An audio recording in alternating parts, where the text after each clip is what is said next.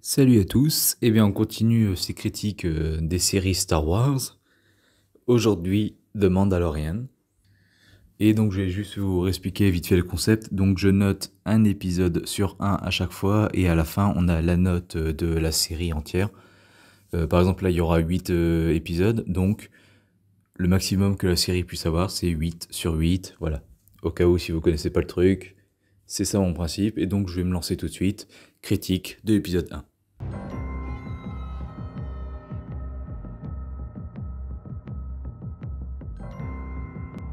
J'adore quand on me dit que j'avais raison.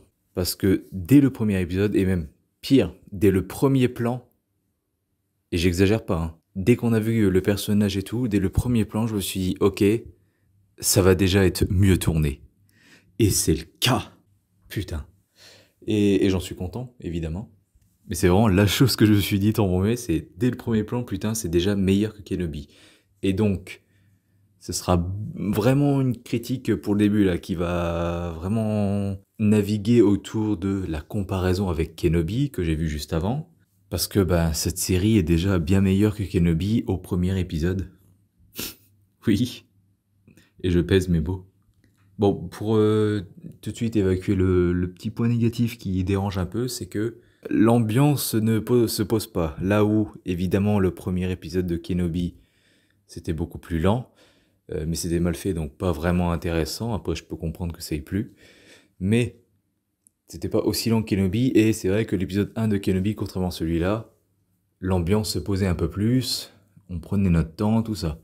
Là, franchement, au bout de 3 minutes, si vous vous souvenez vraiment de la première scène du premier épisode, donc il arrive à choper le mec bleu, enfin le sauver de mec dans un bar, tout ça.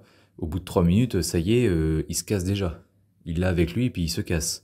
Vraiment, c'est très très très rapide d'un coup. Ça m'a un peu dérangé, mais bon, si c'est que ça le mauvais point, que ce soit rapide, on a vu pire comme défaut quand même. Aussi, ce que cette scène nous montre, c'est que c'est déjà bien mieux chorégraphié et mieux filmé, que ce soit filmer les bastons ou simplement les plans, pour suivre le personnage. Mais ouais, les bastons sont bien mieux chorégraphiés que dans Kenobi, ça c'est clair. Ça a plus de gueule et puis t'as pas l'impression que c'est chorégraphié. Tu vois des gens se battre et puis c'est tout. Ensuite, petite bonne surprise, les transitions en volet qui reviennent depuis les films de Lucas.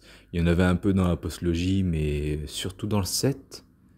Ah, dans le 8 aussi, mais dans le 9, je suis pas sûr. Mais bon, dans tous les cas,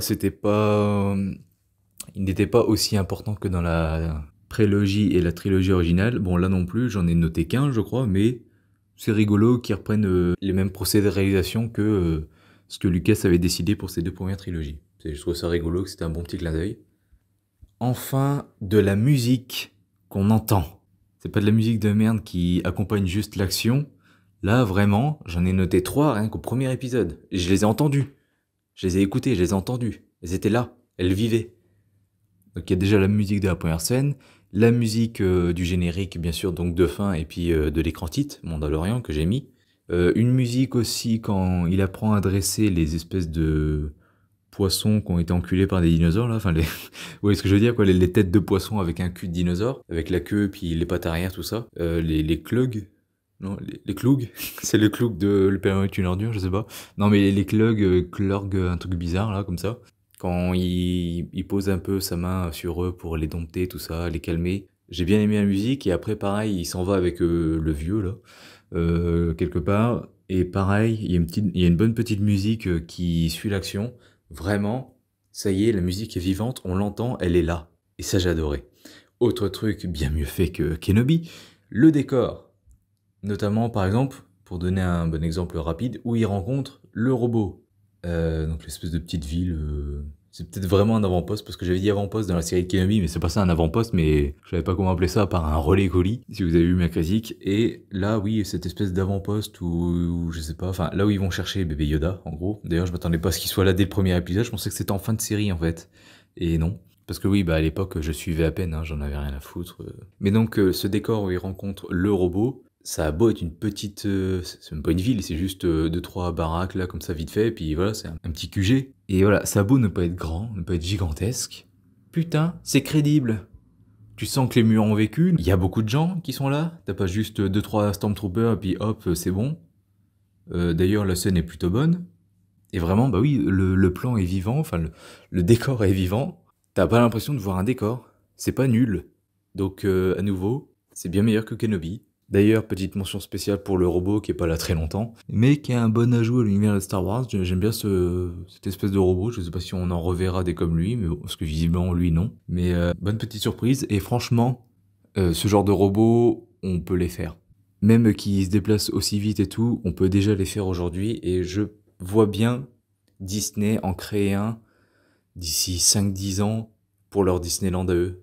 Genre on le verrait se balader, tout ça, on pourrait prendre des photos, enfin je sais pas, mais... Ouf, oh peut-être pas, parce que le foutre avec les gens comme ça, je sais pas. Mais je vois très bien Disney en créer un comme ça. Peut-être pas, parce que c'est pas un personnage important, parce que déjà il vient d'une série, et apparemment... bon, je pense qu'il va revenir, hein, enfin, ou d'autres comme lui, parce que c'est pas possible d'inventer un robot pour qu'il revienne pas. Et si c'est le cas, bah putain, très bien, parce que même pour les robots qui apparaissent une fois comme ça, ils les travaillent, c'est inventif. Et donc, en soi, c'est bien aussi s'il revient pas, parce que ça ferait un bon compliment. C'est vraiment, ils se sont même cassé le cul à être créatifs avec ce robot qu'on voit 5 minutes.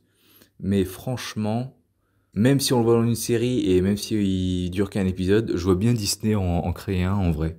Donc voilà mon avis du premier épisode de The Mandalorian. J'ai quand même des petites incompréhensions, je suis pas sûr de tout comprendre, notamment le vieux qui lui dit c'est la première fois que je vois un Mandalorien et il t'explique pas ce que c'est. Alors je sais pas si c'est normal ou si c'est moi encore une fois qui a pas compris, qui a pas suivi, ou j'ai peut-être décroché parce que j'ai été dérangé à 2-3 scènes, alors c'est peut-être ça. Mais à part ça, vraiment des débuts prometteurs. Je suis pas à fond, mais c'est sûr que si vous me demandez de choisir entre Mandalorian et Kenobi, bah, je choisis Mandalorian alors que pour l'instant j'ai vu qu'un épisode. Mais franchement, ça s'annonce prometteur, pas du tout chiant, et pourtant il y a 2 épisodes en plus, mais les épisodes ont l'air plutôt courts, donc c'est vraiment pas mal. Et donc oui, voilà, j'ai envie de voir la suite, je suis enjoué, intéressé, et donc c'est pour toutes ces raisons que je donne au premier épisode la note de 0,75 sur 1. Épisode 2.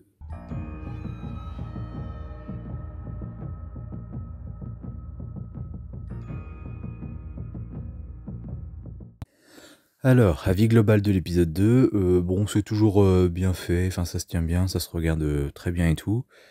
Mais au moins là j'ai des petits défauts à dire, j'ai noté pas mal de choses, des petits trucs ridicules, des défauts, enfin voilà. Mais franchement, je vais pas y rester dessus 5 minutes, ça devrait être assez rapide. Encore une fois, la musique est très bonne, encore une fois c'est de la musique que tu remarques. Aussi, un petit point sur lequel j'ai été un petit peu surpris, c'est que je déteste les Jawa maintenant. C'est parce que, alors, depuis l'épisode 4, hein, Un Nouvel Espoir, ça nous a introduit comme des pilleurs et tout, qui revendent et tout, enfin voilà. Ils ont un peu profité que les droïdes étaient tout seuls pour les voler et tout ça, bon tu te dis, bon, deux droïdes, voilà, ils se sont servis, ils ont l'air d'être tout seuls perdus, tu te dis, bon, peu de chance que ce soit grave, quoi, donc à la limite je peux les comprendre. Mais là, du coup, on voit vraiment que ce sont des voleurs, des pilleurs, que leurs actes ont des conséquences parce qu'ils saccagent et pillent un petit peu le vaisseau du Mandalorien. Et en plus, ils osent demander quelque chose pour les échanger les pièces qui lui appartiennent.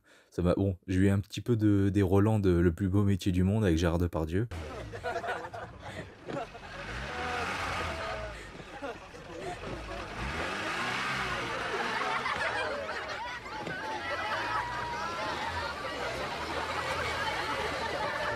Qu'est-ce que je vous disais, ça c'est Ahmed, il a dû faire le coup cette nuit.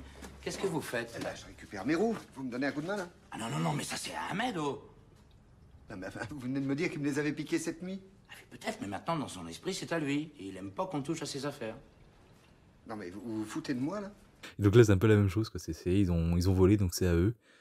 Donc vraiment des sales races, des gros cons, quoi, en fait. Et donc ça y est, je les déteste.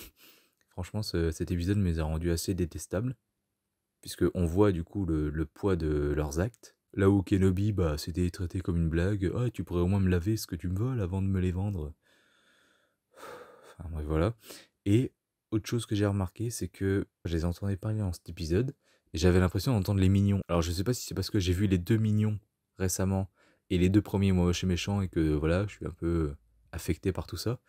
Mais vraiment, dans leur voix un peu enfantine, langage qu'on comprend pas vraiment, langage rapide et tout, qui semble primitif, j'ai vraiment eu l'impression d'entendre les Mignons.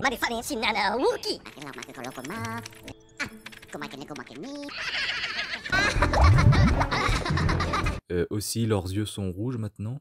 Il me semblait bien qu'ils étaient jaunes. Alors, est-ce que c'est pour dire qu'il y a plusieurs races de Jawa? Plusieurs ethnies, peut-être? Je sais pas, ou alors limite c'est parce qu'ils sont en colère, donc littéralement ils ont les yeux rouges, ils voient rouge, je sais pas, enfin, un peu bizarre. Et enfin, pour en terminer avec les Jawa, je sais pas si c'est des enfants ou des humains là, qu'ils ont réduits un peu comme avec les hobbits et tout ça, mais je pense que ce sont des enfants et certains font très bien le taf, mais certains qui sont dans le fond, je pense qu'ils s'en sont rendus compte et que c'est pour ça qu'ils sont dans le fond, font quand même très mal le Jawa et t'as l'impression vraiment de voir des enfants sous des grosses vestes en fait. Donc un peu dommage, mais bon voilà, c'est pas un gros défaut. Le défaut qui devient un petit peu plus conséquent, c'est que tu sens vraiment comme ce que certaines personnes ont dit avec l'épisode 4 de Obi-Wan Kenobi, alors que moi j'avais aimé.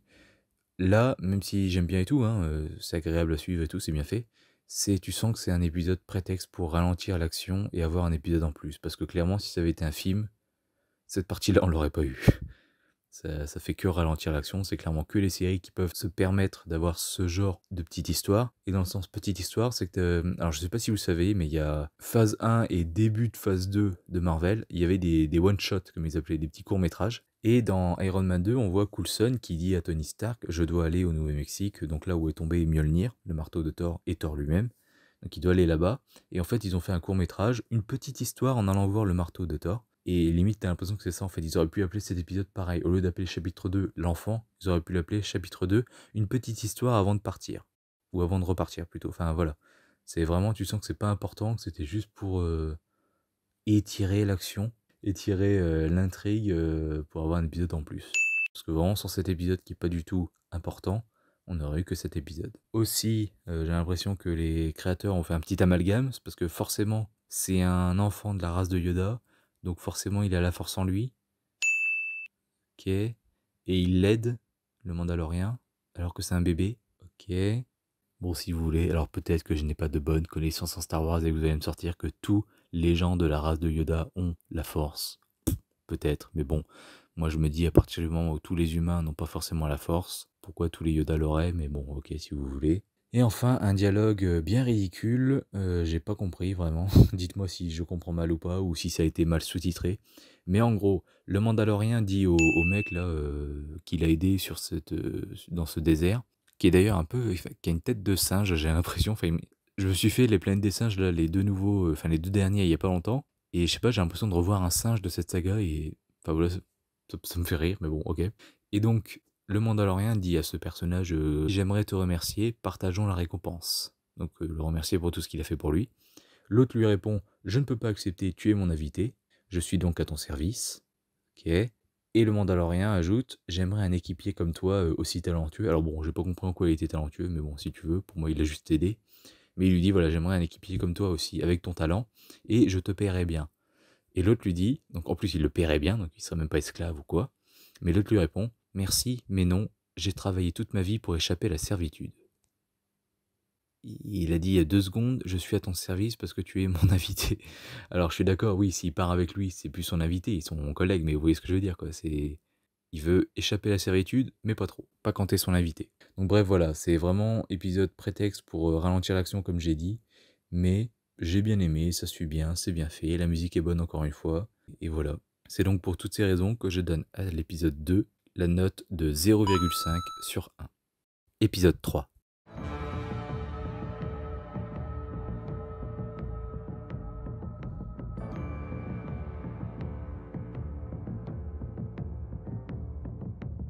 Bon, pour le 3e épisode, c'était bien, mais quand même pas mal mitigé tout de même, notamment parce que, donc, bon, encore une fois, c'est bien fait, tout ça, ça suit extrêmement bien, c'est toujours meilleur que Kenobi, mais là, cet épisode, je l'ai senti, réalisé par Deborah Chow en plus, mais rien à voir, je l'ai senti à mi-chemin entre l'épisode 1 et l'épisode 2, dans le sens où il raconte une histoire, enfin vraiment, tu suis quelque chose, et en même temps, t'as un peu l'impression que c'est à nouveau un épisode prétexte pour ralentir l'action, Mais là au moins c'est plus légitime, c'est plus normal que ça se ralentisse un peu. Parce que bon, ça rejoint un peu le 2 en une petite aventure avant de repartir. Et c'est un peu ça, mais là c'est un peu lui qui la provoque, c'est parce que voilà, il se pose des questions, il se demande ce qu'ils vont faire de ce petit truc Yoda là. Et donc il se met en tête d'aller le récupérer.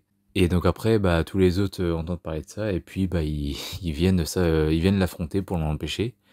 Bon, voilà, c'est pour ça que je dis que c'est un peu plus légitime, parce que dans l'an 2, l'épisode 2, tu sentais vraiment que c'était artificiel, quoi. Hormis ça, j'ai pas autant aimé que les autres quand même. Je sais pas pourquoi, mais j'étais moins intéressé. Alors que c'est bête parce que bah, j'en apprends plus, je vois qu'apparemment la façon de payer les Mandaloriens c'est avec du fer qui leur permet d'avoir une meilleure armure. Du coup je me pose la question, est-ce que c'est vraiment dit comme ça, c'est comme ça qu'on doit payer les Mandaloriens, c'est avec du fer pour leur armure? Ou est-ce que c'est juste eux, ou là c'est juste lui qui veut parce que comme ça, je sais pas. Est-ce que c'est du coup le moyen qu'ils ont pour s'accomplir? Et donc là, c'est un peu encore un élève et que quand il aura son armure, et ben ce sera un maître, j'en sais rien. Bon voilà, je me pose encore des questions, mais visiblement, bon bah c'est comme ça que ça a l'air de marcher. Enfin, tout le monde fonctionne comme ça, non, c'est normal. Les Mandaloriens, on les paye comme ça, bon, ok. Au tout début, j'ai appris également que tous ces espèces de Mandaloriens sont enlevés à la naissance. Bon, c'est pas très original dans l'univers de Star Wars, parce que les Jedi, c'est ça. Donc voilà, c'est bien parce qu'on apprend des choses, l'histoire évolue, avance plutôt. Mais voilà, j'étais quand même pas vraiment dedans et il y a des petits défauts qui m'ont gêné.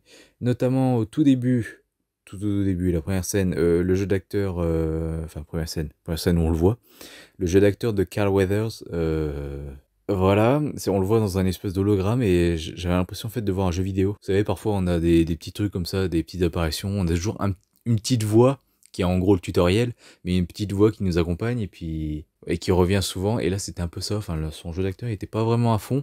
Heureusement après c'est un peu meilleur, même si tu sens que bon bah il a vieilli forcément.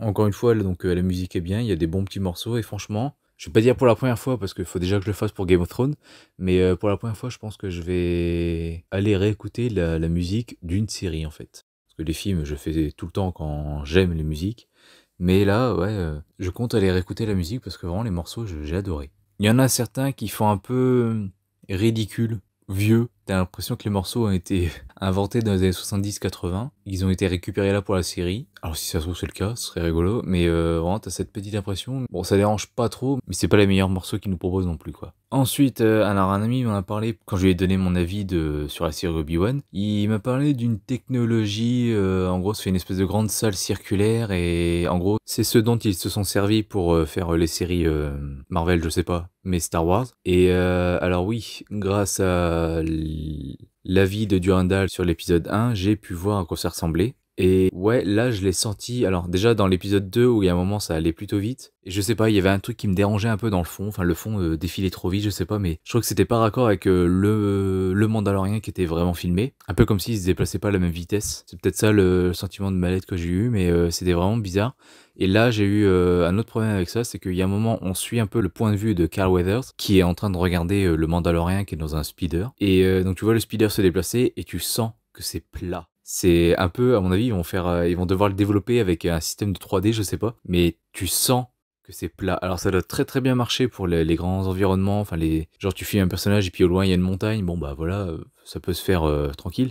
Mais là, tu sens qu'il y avait des choses vraiment filmées, 2 à 3 mètres devant Carl Weathers, et ensuite il y avait donc ce mur où il y avait le speeder qui se déplaçait, et ouais, tu sens que c'était pas très bien filmé parce que tu vois que c'est plat. Elle aurait pu le faire autrement, mais là du coup, vu comment elle a filmé, tu sens que c'est plat et qu'il était pas vraiment là. Et donc, leur système de technologie, là, leur nouveau truc, a été un peu trahi par ça. Ensuite, un petit Deus Ex Machina un peu décevant, c'est les autres Mandaloriens qui viennent aider notre Mandalorien, celui qu'on suit. On ça fait chier un peu tous ces personnages qui s'appellent Mandaloriens. Et donc voilà, j'ai pas été vraiment emballé, mais bon, pas vraiment déçu, c'est juste que voilà, ça se suit bien, puis tranquille. Réalisé donc par Deborah Chow, comme j'ai dit, et ouais, c'est bien meilleur que Kenobi. J'ai dit dans ma critique de Kenobi, de toute façon, que plus les épisodes avançaient et mieux c'était. Là, bon, elle a pas eu besoin de 6 épisodes, vraiment, dès le premier, ça va, ça se tient, c'est plutôt bien fait. C'est même bien filmé, parce qu'en plus, il y a des scènes de combat, et là, on suit tout bien. Il n'y a pas de caméra de merde qui tremble, Que ce soit d'ailleurs dans un plus grand décor, bon de toute façon ils sont toujours dans ce système de salle circulaire là, avec des écrans, mais il y a quand même le grand décor à la fin où il se bat avec tout le monde, et c'est bien fait. Et il y a aussi les petites scènes de combat avec les Stormtroopers dans l'entrepôt, je sais pas comment appeler ça autrement, mais dans l'espèce de petite maison là où il va récupérer Yoda. Le décor est beaucoup plus restreint, enfin les salles sont beaucoup plus petites, plongé dans la pénombre, et on voit, mon Dieu, on voit, ça y est, elle s'est filmée dans le noir. Bon, enfin, elle savait, visiblement. Et là, elle sait plus. Mais voilà, on voit, et c'est bien filmé, on suit bien l'action. Les bastons sont pas ridicules, donc non, c'est bien meilleur que ce qu'elle a pu faire sur Kenobi. Mais bon, voilà, je voulais le noter. Et c'est donc pour toutes ces raisons que je donne à l'épisode 3 la note de 0,5 sur 1. Épisode 4.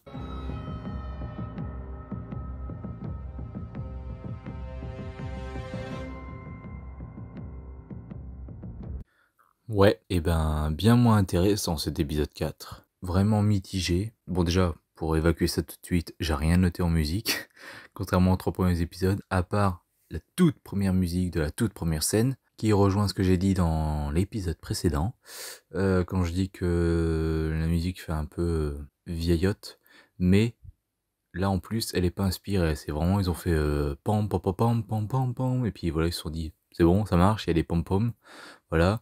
C'est le tarif syndical, vraiment pas ouf. L'épisode en gros c'est la définition même, ou l'incarnation plutôt d'un film Disney. Il se pointe sur un truc où il connaît personne et tout, il découvre tout. On voit qu'ils ont des soucis avec des choses, ils règlent tous leurs soucis et ils se cassent. Définition d'un film Disney ou d'un épisode de Joséphine Ange Gardien, c'est à vous de choisir. Mais c'est un peu ça quoi.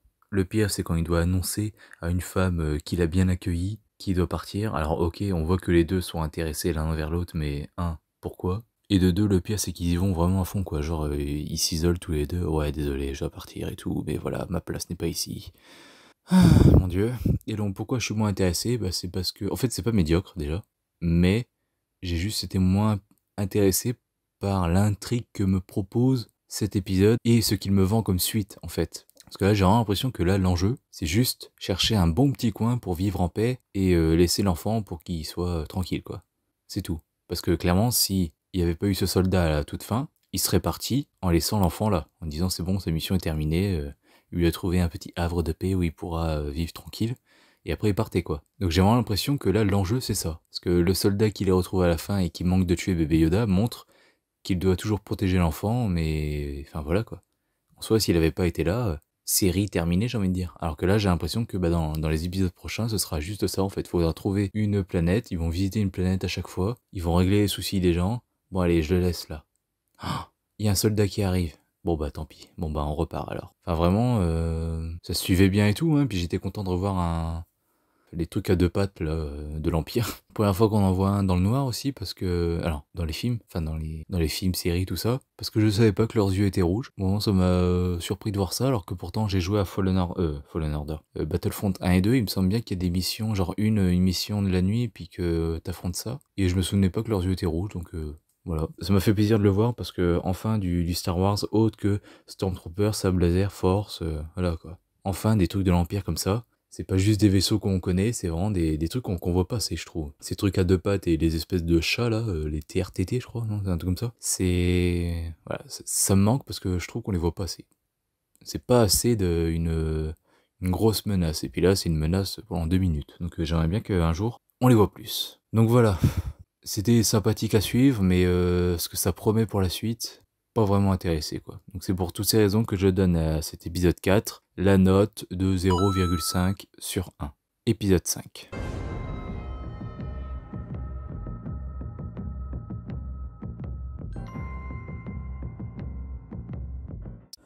Bon, bah encore une fois, c'est pas médiocre, mais c'est juste que j'en ai un peu rien à faire. Ça reste toujours plus plaisant à voir que Kenobi, forcément.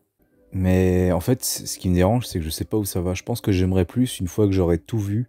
Mais là, du coup, ma théorie se confirme. C'est là, il débarque à nouveau. Bon, là, c'est sur Tatooine. C'est pas un coin qu'on connaît pas, c'est Tatooine. On voit la cantina et tout. J'ai bien aimé les casques de Stormtroopers sur des pics et tout. Enfin, vraiment, tu vois que le temps a passé et tout. Enfin, qu'ils ont eu une histoire, quoi. Ça rend la ville encore plus crédible. À nouveau, leur technologie salle ronde, là, avec des écrans LED, qui est trahie parce qu'il y a un moment, le Mandalorien marche dans Tatooine et tu vois qu'au loin, c'est pas le vrai Tatooine en fait, c'est un écran, enfin, clairement.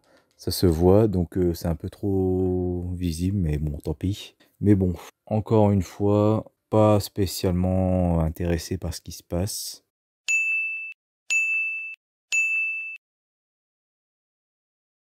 Franchement, je suis un peu désintéressé car comme je dis dans l'épisode 4, je sais pas si... Ça va être quoi l'histoire en fait? Il va juste voyager comme ça et puis à chaque fois il va régler le problème de personnes qu'il va rencontrer. Enfin, c'est voilà, je vois chapitre 6, le prisonnier, le Mandalorien se joint à des mercenaires dans une dangereuse mission.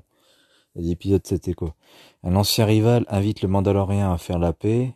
8. Rédemption. Le Mandalorien et ses alliés sont face à leur véritable ennemi qui, lui, les a déjà bien cernés. C'est quoi le but, en fait? Parce qu'au départ, on suivait juste un chasseur de primes qui chassait des gens, enfin, qui chopait des gens, et puis qu'après, ramenait ses trucs et... Enfin, les récompenses... Enfin, qui ramenait les gens pour toucher la récompense, tout ça, puis après, il repartait, etc. Depuis Yoda, bon, bah, il peut plus, vu qu'il l'a sauvé. Enfin, il l'a volé, selon eux, donc voilà, il les a trahis. Mais ça va être quoi l'histoire maintenant? C'est ça qui me saoule en fait, c'est que j'ai l'impression que ça raconte rien. C'est dommage, parce que franchement, j'ai rien à dire. C'est triste en fait. Limite, c'était mieux qu'Enobi parce que au moins j'avais plein de défauts à dire, j'avais la haine, tout ça, ça m'énervait. Mais là en fait, c'est juste, ouais, ok. C'est ça qui me dérange en fait. Je sais pas si, en fait, je déteste pas, mais c'est pas que j'aime pas, mais je peux pas aimer parce que je sais pas ce qu'ils veulent me raconter. Donc c'est bien fait, c'est très agréable à suivre et tout, c'est intéressant parce que voilà, tu vois des trucs que tu connais et tout, mais sans plus. Donc voilà, donc encore une fois, c'est pour cette petite raison que je donne à l'épisode 5 la note de 0,5 sur 1. Épisode 6.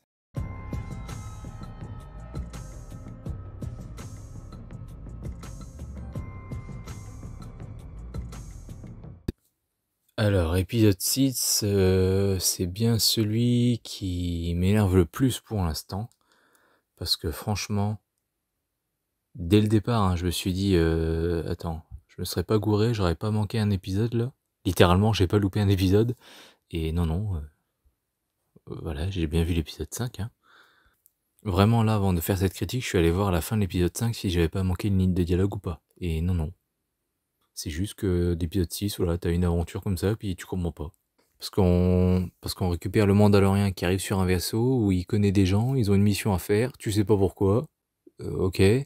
Déjà, tu sais pas pourquoi ces gens-là ont une mission, tu sais pas pourquoi ils demandent au Mandalorien de l'aider, tu sais pas pourquoi il accepte, mais voilà, t'as cette aventure et puis c'est tout. Vraiment, j'ai l'impression que les créateurs ont fait « Eh, ce serait bien qu'on fasse un épisode comme ça. » Ouais, mais comment on l'amène tout ça pour expliquer aux gens « Ah, on s'en bat les couilles, on le fait, c'est tout. » Vraiment, je n'ai pas compris. Le truc que j'ai apprécié qui m'a vraiment fait rentrer dedans, entre guillemets, ou plutôt qui m'a rendu le visionnage sympathique, c'est que franchement, je sais pas comment, hein, mais j'ai l'impression de voir un épisode de Star Trek.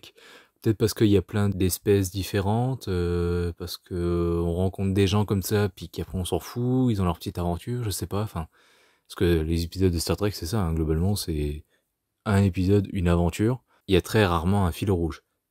Et généralement, moi, quand il y en a un, j'aime pas trop. Genre, la saison 3 de Enterprise, j'avais pas trop aimé. Et donc, je sais pas pourquoi, mais dans cet épisode, j'ai eu l'impression de voir un épisode de Star Trek. Voilà. Je sais pas si je suis le seul. Mais vraiment, ouais, sinon, ça m'a vraiment saoulé parce que je me suis dit, mais pourquoi on est là? Qu'est-ce qu'on fout là avant? Ça fait combien d'épisodes? Ouais, 3 épisodes où je vois des histoires. Et je me dis, ouais, mais pourquoi? C'est bien de nous proposer des histoires par épisode comme ça, mais ce serait bien de nous dire aussi pourquoi. Donc j'ai bien compris qu'il cherche un nouveau coin pour Yoda, tout ça là. Enfin bébé Yoda, mais qu'est-ce qu'il fout dans cet épisode à faire une mission comme ça? Il a juste besoin de sous et c'est pour ça qu'il accepte? Ok. Sinon, un petit défaut que j'ai remarqué, c'est vers la fin. Il parle dans le vaisseau. Alors déjà le vaisseau est très très bien. Vraiment que c'est long couloir et tout, très blanc et tout. J'ai vraiment adoré. On voit que la République dans Star Wars, enfin les gentils, sont vraiment caractérisés par le blanc parce que pareil, le premier vaisseau qu'on voit dans Star Wars, donc c'est Star Wars épisode 4, c'est le vaisseau de Leia. Pareil, c'est des longs couloirs blancs. Bon là, c'est pas exactement la même chose, mais presque, ça ressemble. Et vraiment, ces longs couloirs blancs qui ont l'air de ne pas avoir de fin, j'ai vraiment adoré l'aspect. On dirait pas un vaisseau en fait, c'est ça que j'adore. Ce qui est dommage, c'est que j'ai l'impression qu'il n'y a qu'un étage, en gros. Ça, c'est peut-être dommage, ça aurait été peut-être meilleur avec plusieurs étages. Bon, dommage. Peut-être qu'il y a plusieurs étages et qu'ils le disent dans une ligne de dialogue, mais en tout cas, vu comment c'est filmé et tout, ce qu'on voit, j'en avais pas l'impression en tous les cas. Mais sinon, à un moment, il y a un plan dans ce vaisseau où, je sais pas, avec Mandalorian, puis une autre personne, je sais pas, et on voit le fond derrière, donc le couloir qui s'étend, et encore une fois, leur technologie, là, la salle ronde, on va dire ça, la salle ronde sous forme d'écran LED, encore une fois, ça s'est trahi parce que ça m'a fait penser à bon, après je suis pas en colère ou quoi, elle vient d'être inventée cette technologie, donc je vais être indulgent. Et ça me rappelle un peu les vieilles matte painting quand elles marchaient pas trop, quand c'était fait à la va-vite, notamment la planète des singes, je vous en affiche. Et en fait, c'est le même principe, c'est que la profondeur, on la sent pas du tout. Tu sens que c'est pas droit en fait, c'est pas un vrai couloir qui s'étend. Tu sens qu'au bout d'un moment, il y a une coupure et qu'ils ont essayé de faire le raccord, on va dire, et non. C'est vraiment le mur, tu le vois là. Tu vois que tout à coup c'est plat et la profondeur était pas trop bien gérée. Alors à mon avis, en fait, si, elle a été bien gérée, mais là ça a été filmé sous le mauvais angle et du coup ça a été trahi. Parce que forcément, les créateurs de ces effets spéciaux, ils l'ont fait sous une forme, et le réalisateur, bah, comme un con, il a filmé à côté, et donc la profondeur, tu la vois pas vraiment. Et c'est dommage. Parce que sinon après, bah, ça passe plutôt bien, mais vraiment là, tu vois que c'est un mur, quoi, d'un coup. Et un petit truc que j'ai aimé, c'est à un moment, ils discutent tous, avant d'arriver au vaisseau, là où ils ont leur mission, ils discutent tous avec Mando, et ils essayent de dire, mais à quoi tu dois ressembler sous ce masque et tout. Et il y en a un qui dit, si ça se trouve c'est un Gungan, c'est pour ça qu'il veut pas enlever son masque. Et j'ai aimé, parce que, alors oui, c'est du fanservice, ah, ils ont dit Gungan, haha, je suis trop content. Voilà, mais aussi, je vais pas dire ça étend l'univers, mais ça lui donne une certaine crédibilité dans le sens où il y a, je vais pas dire que c'est du, ouais, si, c'est du racisme, on va dire, ouais. Il y a une petite hiérarchie des races, ou plutôt des espèces. Et donc là, en fait, les Gungans, donc c'est des gros, donc Jar Jar Binks, hein, sont des gros malpropres, des gros dégueulasses. Et si on te traite de Gungan, c'est forcément péjoratif. Et donc j'ai aimé ça parce que ça m'a rendu tout à coup cet univers un peu crédible, le fait d'avoir des insultes liées à des espèces ou peut-être même des métiers, on pourrait faire, j'en sais rien, mais voilà. Parce que nous on a pute, et par exemple, et on a des mots racistes. Et donc voilà, je trouve ça encore plus crédible et j'ai trouvé que c'était une bonne idée. C'est du fan service malin, on va dire. C'est vraiment les Gungans c'est de la merde, donc tiens on te traite de Gungan, sale Gungan ou j'en sais rien. Sinon voilà, encore une fois, c'est bien fait. Et c'est pour ça que je note l'épisode 0,5. Mais c'est vraiment juste pour ça, quoi. Parce que le reste, je sais pas ce que je suis, je sais pas où ça va. Et ça me casse juste les couilles, en fait. Vraiment. Épisode 7.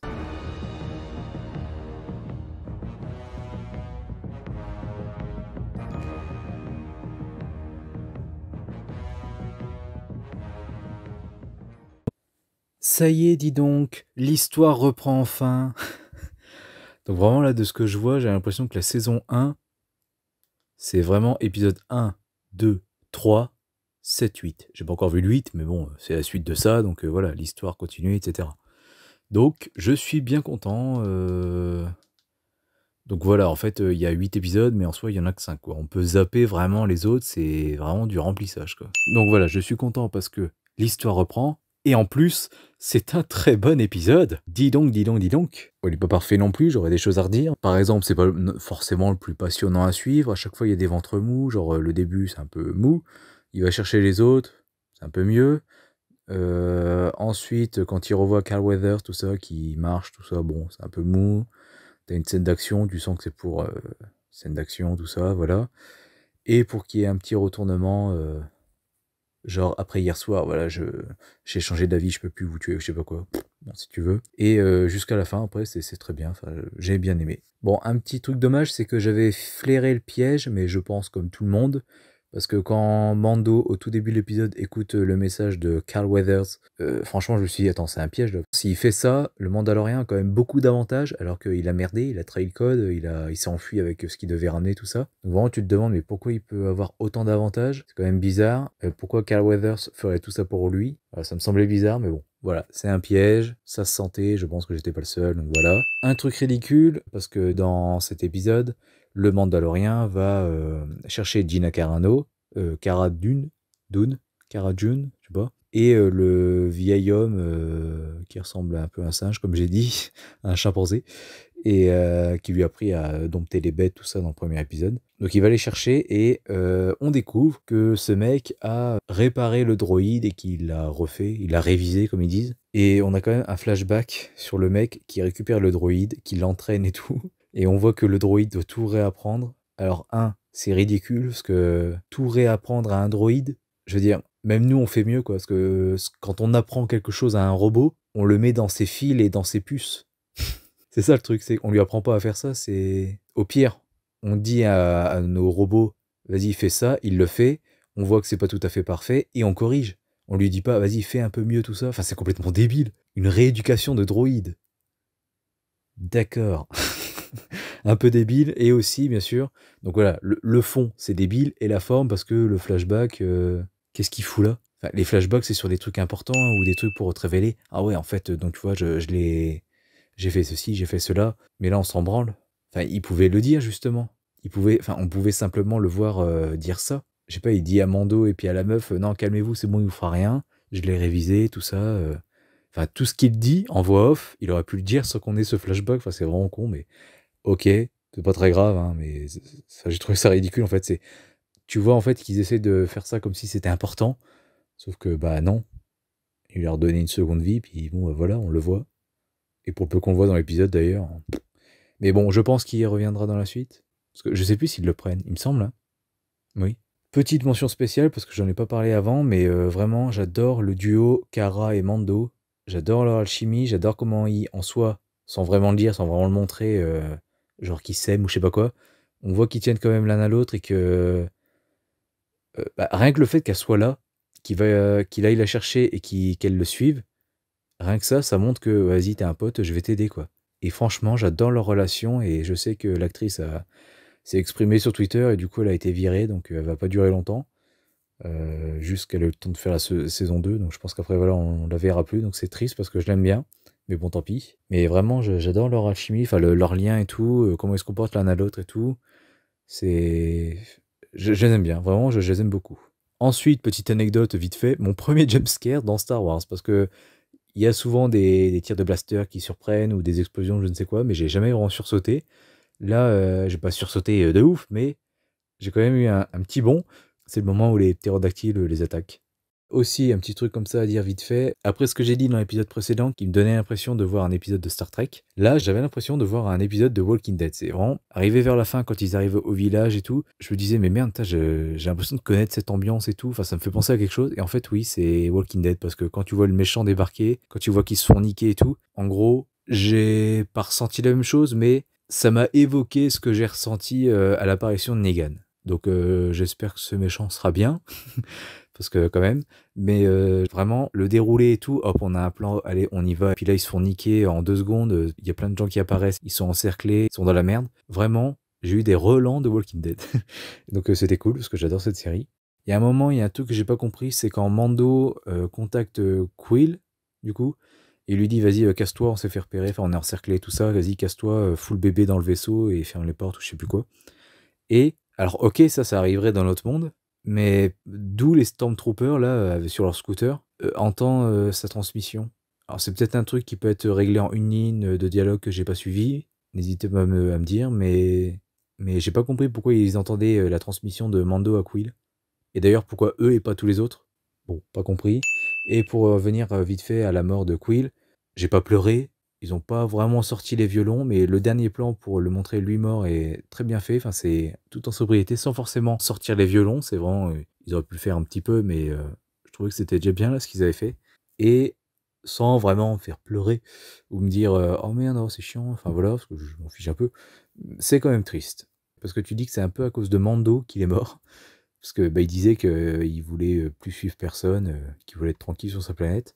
Donc voilà, il est mort en servant un petit peu, on va dire, mais en rendant service en tous les cas. C'est triste pour lui, qu'en fait. Je suis pas triste moi, mais je trouve que c'est triste pour lui, et ça a beau être un personnage fictif.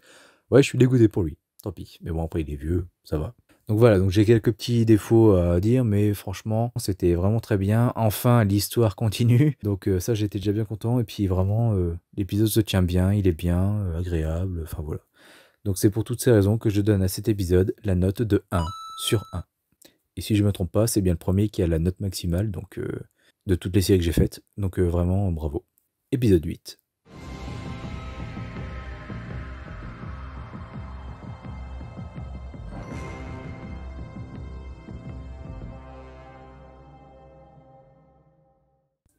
Bon, un moins bon épisode que le 7, mais encore une fois, un très bon épisode, qui conclut bien la saison.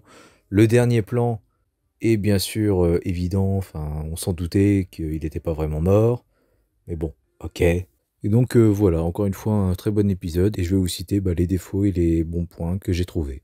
Alors l'épisode commence avec les 2 Stormtroopers qui ont tué le mec dans l'épisode précédent et qui ont maintenant en leur possession bébé Yoda. Et alors, je suis mitigé avec cette première scène parce que en fait, à la fois, j'aime bien parce que certes, ce sont des méchants qui travaillent pour bon, plus pour l'Empire qui n'existe plus, mais bon voilà, ce sont des anciens de l'Empire, donc des méchants, mais c'est pas parce que ce sont des méchants que forcément ils doivent toujours parler de méchanceté. Non, ils doivent toujours dire des choses méchantes, genre on va conquérir le monde ou je sais pas quoi. Donc, c'est réaliste parce qu'ils ont aussi une vie normale. Ils mangent, boivent, chient, baisent et dorment comme tout le monde, hein. Donc, c'est normal.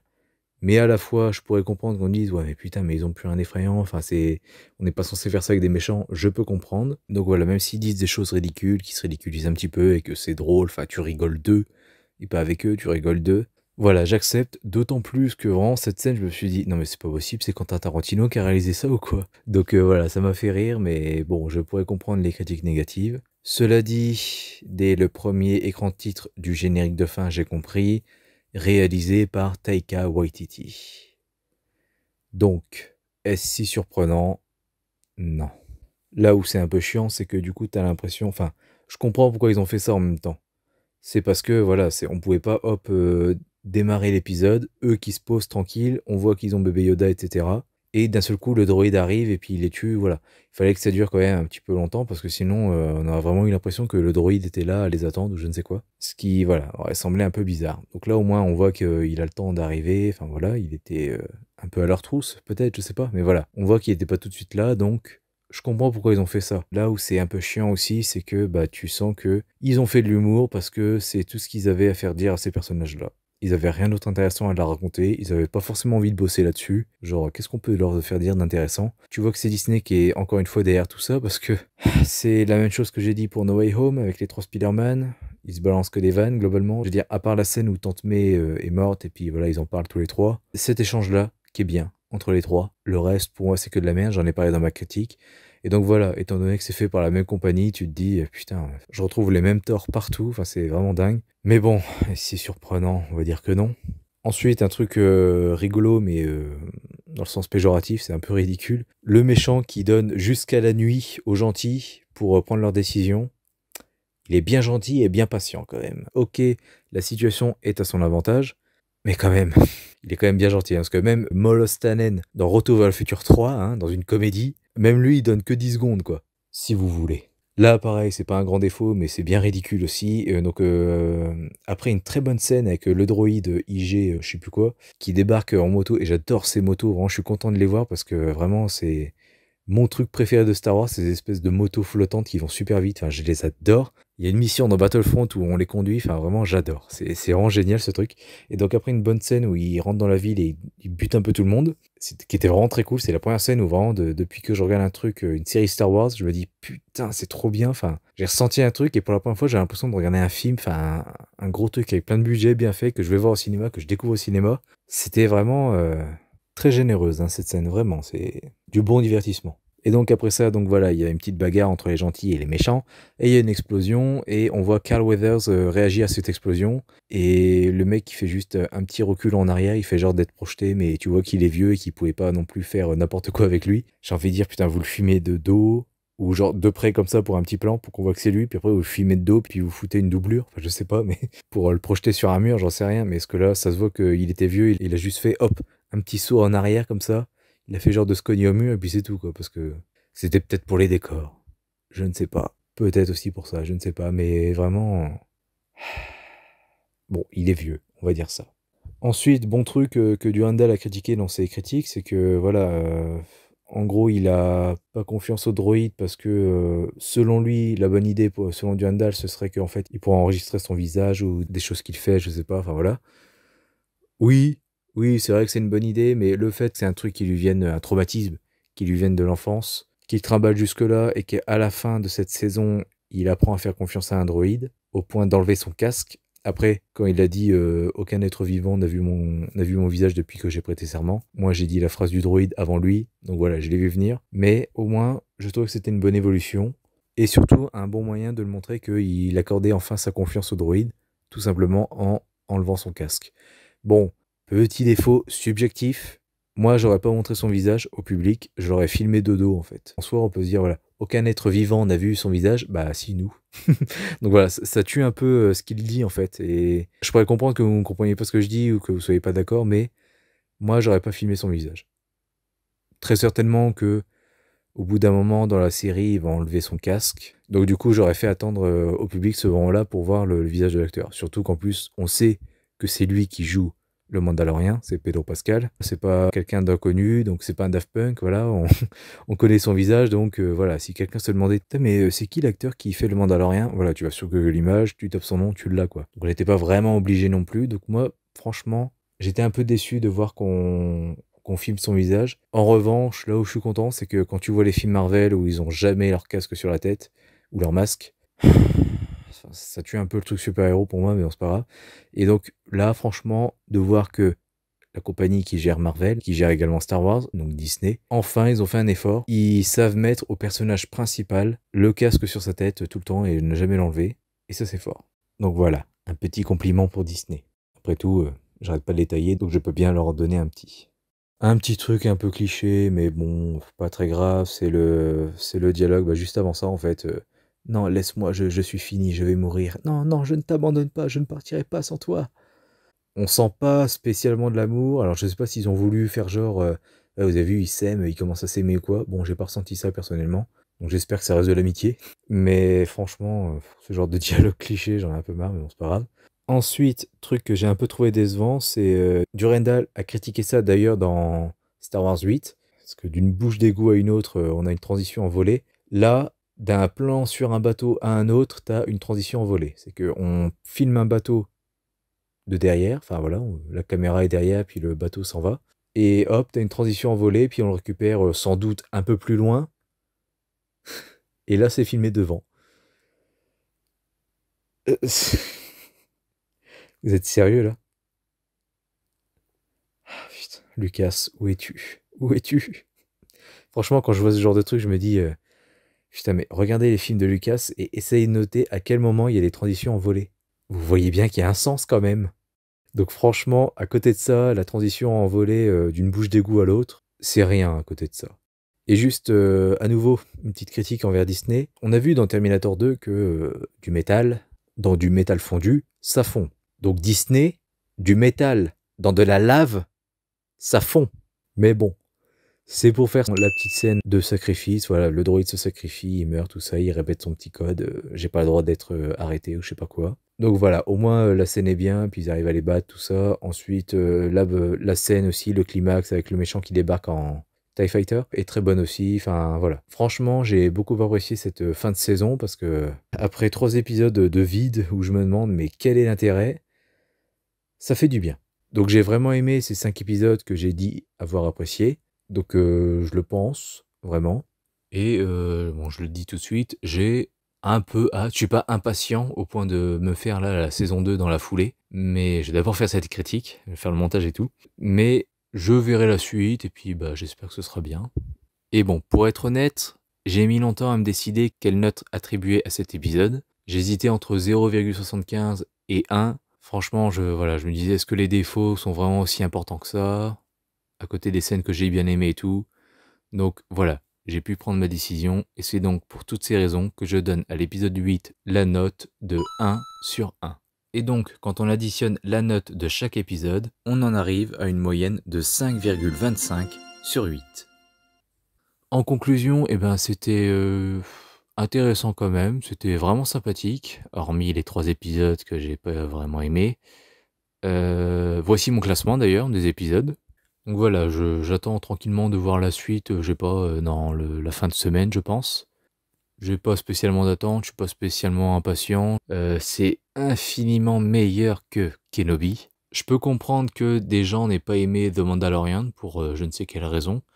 Mais en ce qui me concerne, ouais, c'est juste après Rogue One le meilleur truc qu'ils ont fait. Que Disney a fait avec Star Wars en fait. Depuis qu'ils ont acheté le truc. Vraiment. Je parle bien sûr de la saison 1 parce que je n'ai pas encore vu la saison 2. Parce que vraiment, après avoir vu ça, je me demande vraiment sincèrement comment les gens ont pu aimer la série Obi-Wan Kenobi. Vraiment, je comprends pas. C'est mal fait et très vide. Mais bon, après, tant mieux pour les gens. Je m'en fiche, mais non, pour moi, cette seule saison 1, et déjà, je l'avais dit, hein, le premier plan, enfin voilà, dès le premier plan du premier épisode, je me suis dit, ok, ce sera bien meilleur, c'est sûr. Vous me croyez pas, hein, j'en fiche, mais voilà, dès le premier plan, je me suis dit, putain, ça a déjà plus de gueule déjà, et j'ai trouvé ça dingue de me dire ça dès le premier plan, mais bon voilà. Et franchement, ouais, cette première saison, ce premier épisode, comme vous voulez, et franchement, ouais, cette première saison, dès le premier épisode, baisait totalement les 6 épisodes qui m'ont totalement ennuyé et affligé par moments de Obi-Wan Kenobi. Donc voilà, malgré encore une fois, les 3 épisodes que je n'ai pas aimés, c'était agréable, puis divertissant, sympathique. Donc ouais, pour moi, cette série est à regarder. La première depuis le début de mon émission, à regarder ou à zapper. Et donc voilà, moi je vous dis à très bientôt pour une prochaine critique sur Citizen Khan. N'hésitez pas à me donner votre avis dans les commentaires, surtout si vous n'êtes pas d'accord. Salut à tous.